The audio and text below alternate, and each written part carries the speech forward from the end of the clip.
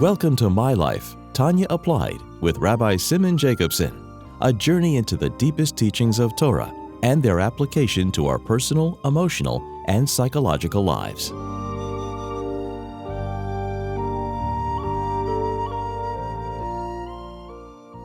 A good tavach, a good week. We continue our journey in the life-changing Sefer HaTanya.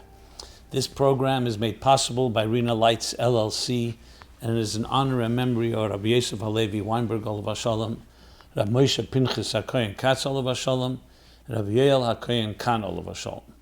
And it is in schus and merit of Rabbi Zev Yecheskel HaKohen and Risha Katz, La'erich Yomim V'Shanim Tevis, for many long, healthy years. So we are in the middle of chapter 8, Perek Ches of Tanya, and it's the continuing discussion of the way we are affected by our behavior in this material world. Which means we were created for a purpose. Think of it like a machine that an engineer created for a particular purpose.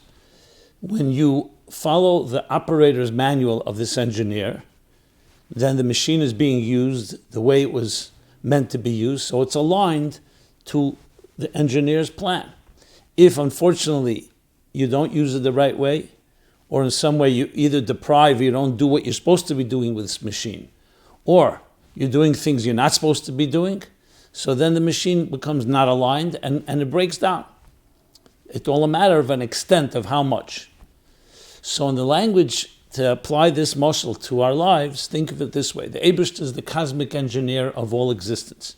He created everything and created it with a purpose. And said, here's how you live up to your purpose. He created Adam and Chava, man and woman, and by extension all human beings, and said, La'avda l'shamra, you were given a mission to serve and to protect. La'avda through Ramach Mitzvah 248 positive things. This is what you should be doing. And when you do it, you're not just fulfilling God's will, you are aligning yourself to the way the Creator wants you to be. And therefore you're at your healthiest. And then there's the 365 lesas say you should not be doing. You shouldn't. So when you do it, God forbid, you transgress. You cause damage to the machine called your life. So either by not doing a mitzvah and not feeding, think of eating. A human being needs to eat properly and nourish, exercise, hygiene, vitamins, nutrients, and then they have to avoid eating or consuming poisons or toxins or behavior that's destructive. So when you do what you should be doing, and you refrain from doing what you shouldn't be doing, you are at your healthiest. Which explains, just as an aside, why Chetei Tzadas caused death. It says, had they not eaten from the tree of knowledge, there would be no death in this world. Why? It's not just a zgula. It's not just, a punishment. It's because it's cause and effect. When the body is aligned with the soul, there's no reason to separate the two. It's when the body gets toxified or in some ways contaminated or polluted, like the keli is not a properly symmetrical with the soul, meaning it's not aligned with it, so therefore the soul and body at some point, the machine, like think of an appliance that wears down and cannot continue to contain the energy of the neshama forever. Tchias HaMesim is after the Avodah Maseinu Avodah over all the thousands of years, we will have corrected and repaired the punctures in the body, so to speak, cleaned it out to the point and made it healthy, so to the point that it can be a container that's aligned with the energy that belongs in it, which is the neshama, forever and ever. So another way to put it in simple English example would be, let's say you see a newborn child, is clean, is pure, breathes perfectly, thank God, a newborn healthy child. What happens in this world? It begins to breathe toxins, it begins to be exposed to pollutants. Think of it like it gets covered in dust. And it gets covered in dust, what happens is the dust begins to affect its health. The spiritual dust, and interesting, the Rebbe once wrote in a footnote on a sikha that I prepared, the Rebbe wrote, the dust, Rosh Tevis, Da sitra achre. Dust is da sitra achre.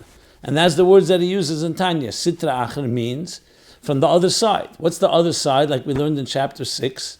The other side is anything that's not bottled, that's not aligned to godliness, is already the other side. It doesn't have to be a destructive behavior. If it's not aligned, what it should be. In other words, it's one thing breathing polluted air. Another thing is not breathing proper air. So as soon as it's not aligned, it's already sitrach, it's dust. And as the dust gathers, it has an effect on us. Now, we always can correct it. And this is the process, this is the theme that he's discussing as the dust gathers, and how you correct, how you clean off the dust. In the dust itself, there's two levels, as he explained at the end of chapter 6. There's sholosh klippas atmeis. That's think of it, of a thick layer of pollutants that now becomes a crust that can be quite destructive, and that's why you're supposed to avoid it by all means. And then there's a dust that's a layer of dust that is something much easier to clean off. Or initially you take care of it properly. What is that? That's all the divided shus, the things when we eat and we drink and we are active and involved in behavior that's called neutral behavior. All the things of this material world, that's klippas nega, and it can go in both directions. If it's aligned, if you eat l'shem shamayim in order to get stronger, in order to serve God, in order to learn Torah, in order to use your strength to do a mitzvah, so then the klippas nega, which potentially could be dust that goes the other direction, becomes part of kedusha. But if a person eats to indulge, or even less than that, but they don't eat to indulge, but they don't eat l'shem shamayim, all that creates a dust. Now, when it's a dover mutter, something you're allowed, so that you can easily correct your ways. You can then correct it and say, going forward, I'm going to use that strength to do something positive. When it comes to sholosh klippas atmeis, that's a whole different story. There, you're not supposed to go there in the first place because it's toxic, it's polluted, it's corrupt, and it's not something that we belong. It's like going into a place of breathing air that is not healthy air. And therefore, and if a person does, that's not easy to correct. So either you have to wait till Mashiach comes, when all pollutants and all toxins will be removed from this world, or through tshuva, and especially a tshuva ma'ava, that can transform transgressions into positives, into merits, as we learned in the previous chapter. But in this chapter, in 8, he's continuing and discussing now more or less the behavior that is not necessarily off limits, even though he goes back and forth to klippas nega and sholosh klippas atmeis, things that are dvarim asurim. Asurim means that it's bound, it's trapped, it's locked. And asur, like being held hostage, like in prison, and that means bidei chitzenim. So there, even the divine sparks are off limits. Or mutter, which means it's unbound, it's not bound by, it's not tied and trapped, but rather it's an experience that is mutter, and therefore you can use it either direction. So what did he say? What did we learn? And let's now go back to the actual language of language in the close to the beginning of chapter 8. So he said like this,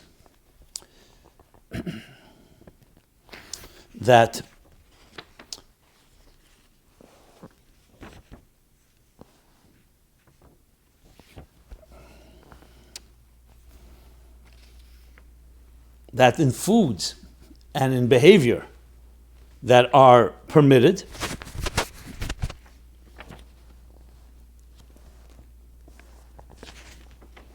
let's read exactly. He says, if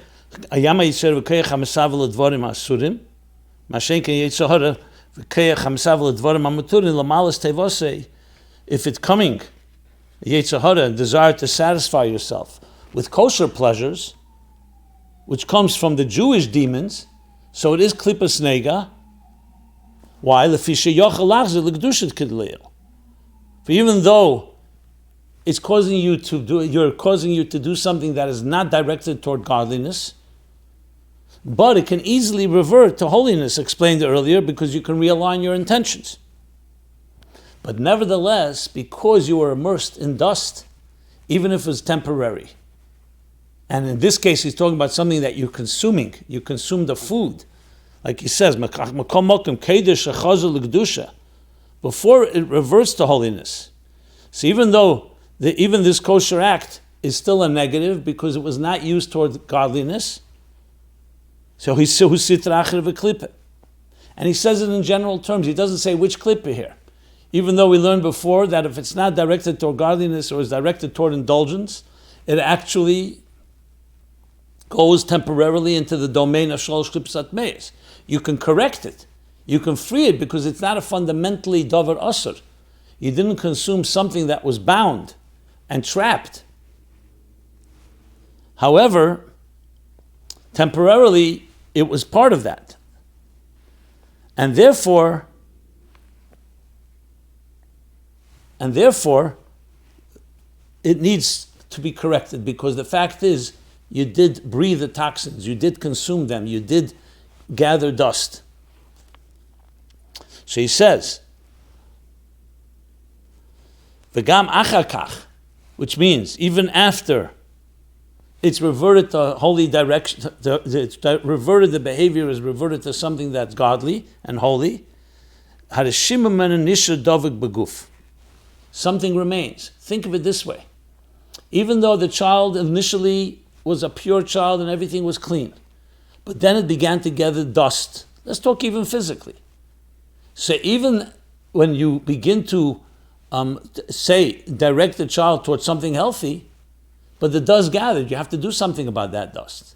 That's why he says something remains attached to the body. Since all the food and drink becomes, right away, it becomes part of blood's flesh and blood. This child, I'm just using the example of a child because the child begins completely pure, but it really means all of us.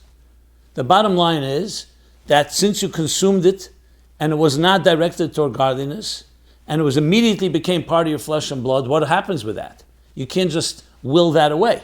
Even if 5 minutes later or 10 minutes later or a day later or a while later, you're directing that energy toward positive things, which you can do. When it comes to Davar Asur, he said in the beginning of the chapter, if it's Mecholos Asuris, that you can't do. Even if you eat it without knowing that it was Asur. L'shem Shemayim, he says clearly, and you daven with it and you learn with that power, because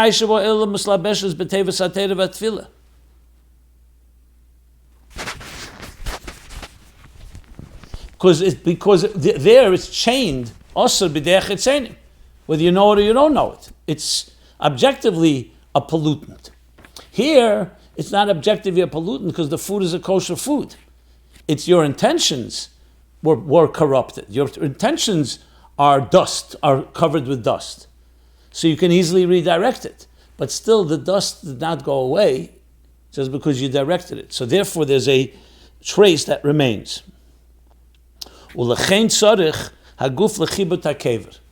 The Alter Rebbe now is going to explain this, and we're soon going to hear the ways that God built into the system, into the cosmic system, an immune system. So think of it like an infection that enters your body. So even if you begin to heal from it, but the infection can leave residue. It leaves a trace. But what does a body have? A body has white blood cells and has an immune system that's able to repel the infection and eliminate it. So what is that? What is that concept of immunity? Those are what people call punishment. But as I said, let's not use the word punishment. Let's call it the immune system. The white blood cells are not punishing the bacteria that infected the body. God forbid. They're eliminating. They're cleansing it. Just like when a person puts their hand in fire, the fire is not punishing you. It's the cause and effect of behavior that you have to avoid. So chibut hakever is one of the methods in this immune system that God implanted, that when there's something, that there's dust, you have to clean it out. Imagine a garment gets dusty. So yes, you can easily blow off some dust, but some of it has gotten absorbed into the garment. So you could say, too bad, you got to throw out the garment. No, we have a cleaning process, a cleansing and a cleaning process. And the first thing is you have to shake it out. Sometimes you need a severe shakeout to get rid of this dust.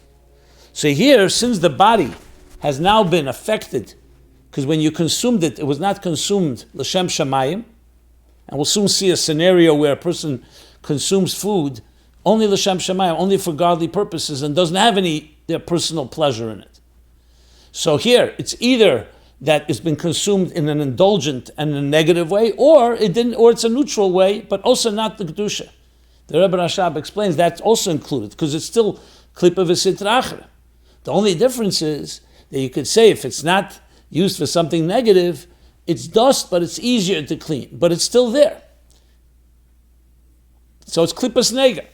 If it's for indulgent purposes, where a person indulged for their own selfish needs, and it was the opposite of godliness, then it's shalosh klipsat meis temporarily. And both of them can be cleansed. However, there needs chibut hakever, there is a trace, and therefore there needs something to deal with it.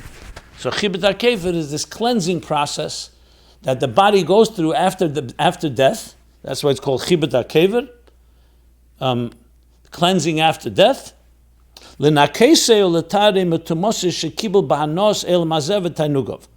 cleanse and purify it from its contamination, from the kosher worldly pleasures and indulgences that come from where?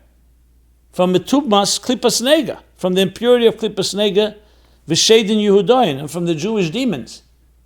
In other words, kosher demons, so to speak. It's still demons, but they're not that intense, that are completely chained and locked and trapped. But it is dust sitra achra, and as such, it needs to be cleansed. So here the Alter Rebbe is including all scenarios.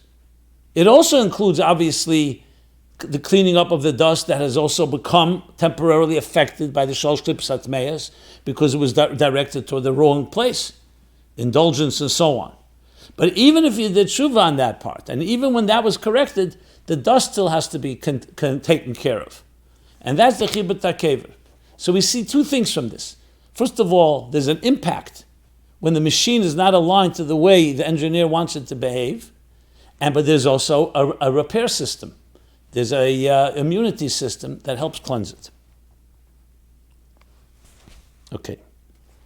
But now, the Alter Rebbe is going to qualify and say, okay, that's a scenario where a person has a trace because they ate the food in an indulgent way, in a way that was not l'shem shamayim, not toward the divine purposes. Do we have a scenario that's not that way? So the Alter Rebbe says, yeah. Ele im kain, a person there will not be a trace, and therefore there won't be a need for chibut hakever, for this cleansing. Ele im kain, unless it's a person mishaloi nena be'elam hazeh kol yomov, someone who derived no pleasure from this world his entire life. In other words, everything he did was not for personal pleasure. It was for divine purposes. Every food, every time he ate or drank.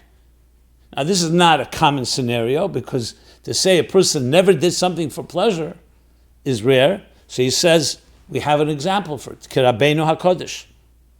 Like the case of Rabbi Yehuda HaNasi.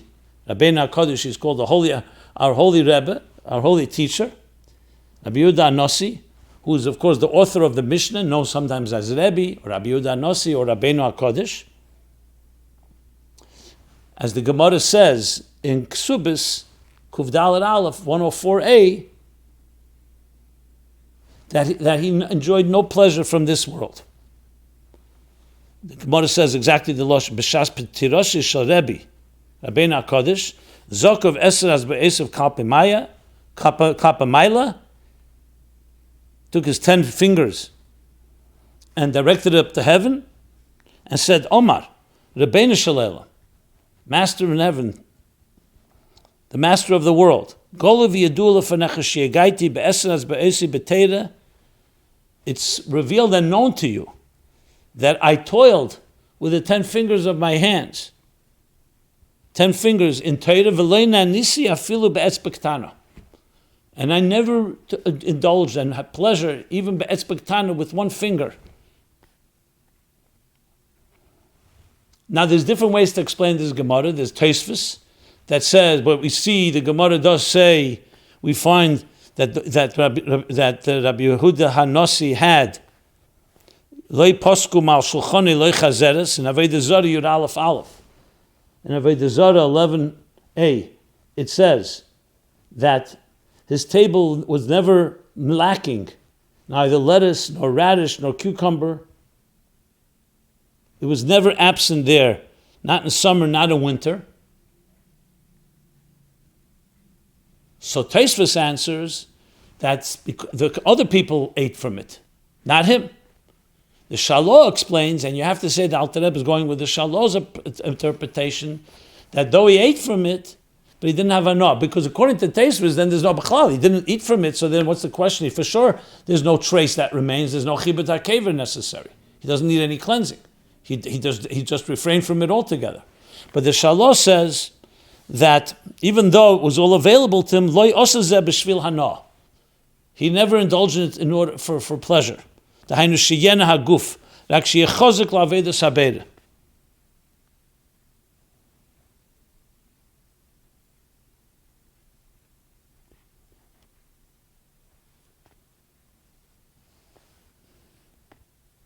And that's why the Alter Rebbe lo'inen nisi. He says lo'inen nisi sheleinen me'elam. So even though he ate from it, but he never enjoyed it. You can go even further, that he never felt even a pleasure from it. He did it completely only to strengthen the body, like the Shaloh says, to be strong in serving God, serving the Creator. So here we have an example, a scenario that no trace is left, because everything he did was l'shem shamayim. Based on what he said earlier in the previous chapter, that would be simply that klippas nega was there because the food comes from klippas nega, and yet it was always directed toward kedusha. So no dust gathered, and therefore no trace remains, and no need for chibut hakever. That's what the Alter Rebbe says here. Of course, you could say, so why do we need to know about this? Okay, you could say somebody that did not enjoy. Why do we need to know Rabbeinu HaKadosh? So the Rebbe's medayik, Rabbeinu HaKadosh, is saying Rabbeinu. You don't call him by name here.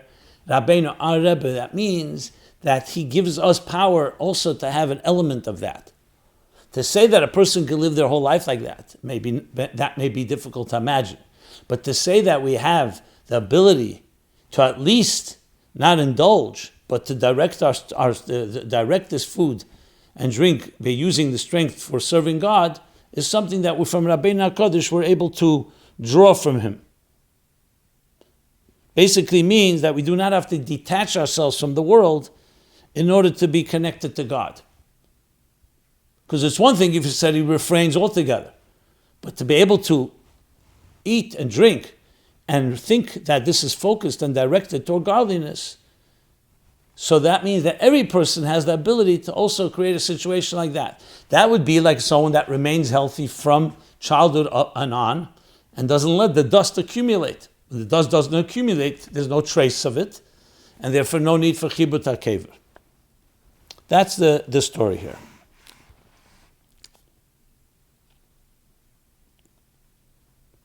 So here we have a case, a study in contrast between whether dust gathers that needs cleansing, or it didn't gather and does not need cleansing. Okay. Now, being that the Alter Rebbe is thorough in his presentation here of dealing with every scenario, so if you recall, when we started learning earlier in the chapter, when he said,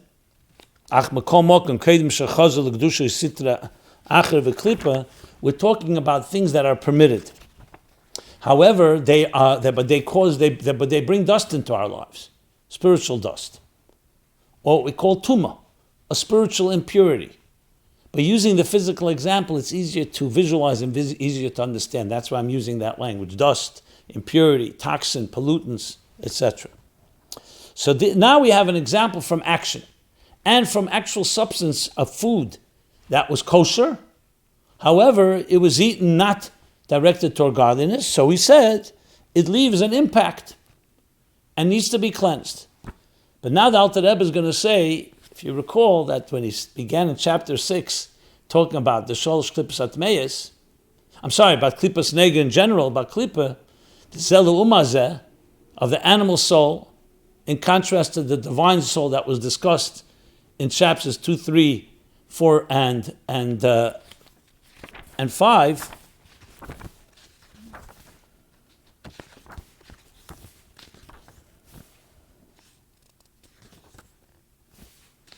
Right? So he said, Zelu mazeh, and that just like his divine soul has 10 faculties and 3 garments, so too the animal soul has 10 faculties and 3 garments. What are the garments? Thought, speech, and action. So we now focused and talked about an action-oriented klipa. Even shlosh klips atmeis is macholas asuras. That's an action based on consuming, God forbid, something that's not kosher, something that's prohibited. But even a kosher food is an action. And that action with the physical body needs to be cleansed. So now he's going to give an example. What about dibur? The second garment. Going from the bottom up, action, dibur. So let's talk about the levush of dibur, that too, of the animal soul, that we're going to find here also. There are things that are diburim that are asurim, dvarim asurim, which we shall soon talk about. But he's going to first begin with dvarim mutarim. So now the Alter Rebbe continues. He says like this.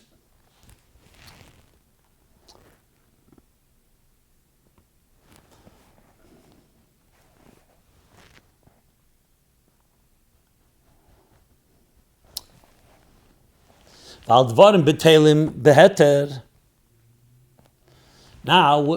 talk about diburim. You're not doing an action, but you're speaking. What are you doing? Dvarim b'telim beheter means worthless discussion. Dvarim b'telim means bottle. It's nonsense. Things you talk about that are worthless, have no value. We're not talking about something also. You're speaking about something you're not allowed to speak about.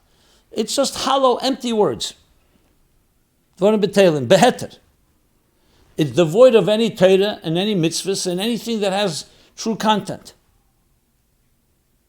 And it's in a permissible manner. Even though dvarim b'telim is osur. There's actually an isur. The isur is hasach b'dvarim b'telim ever be'eseh. You look at Hilchas Talmud Torah of the Alter Rebbe, for example, chapter 3, Sifei, the pasuk says v'debarta b'ham, you should speak in Torah, v'loi b'dvarim b'telim. So dvarim b'telim is osur. Where do we have a situation that dvarim b'telim is not osur? So he says, for example, an uneducated person who's unable to study. So therefore he's exempt from studying Torah all the time, and therefore he can end up speaking words that are a waste of time. So it's dvarim b'telim, but it's beheter. Someone that could learn Torah, it's osur to speak dvarim b'telim. But here it's muter. So he too tzarich l'tayir nafshe mitum mezu de klipazu. So even though it's muter, but dust has gathered because he's spoken things that are not godly. Not Torah, but Pearl Mamish, there's dust. So he also needs a cleansing. And how does that cleansing happen? So he's going to now introduce another form of cleansing of the immune system. But this we'll leave for the next class, simply because of time limits. So we'll stop here and say that you can check out TanyaApplied.com, where all these programs are all archived. And you can also pose any questions, and I thank you for the questions that have come in. I try to incorporate it into the discussion. Everyone have a good week, and may these days be transformed into celebration and joy with the coming of Mashiach Tzidkenu. This has been My Life, Tanya Applied with Rabbi Simon Jacobson. Please join us again next week. Visit ChasidusApplied.com for archived classes and more resources.